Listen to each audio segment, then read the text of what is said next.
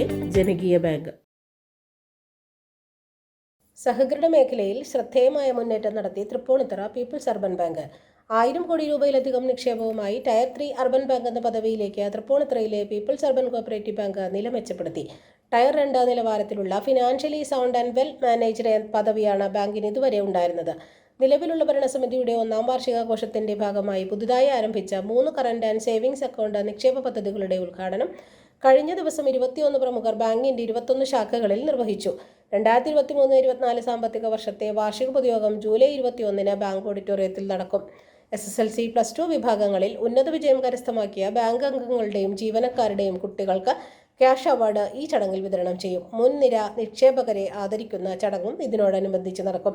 ഓഹരി ഉടമകൾക്ക് 12% ലാഭവിഹിതത്തിന് ശുപാർശയുണ്ടെന്ന് bank chairman TC Shibu, bank CEO K Jayaprasad എന്നിവർ അറിയിച്ചു.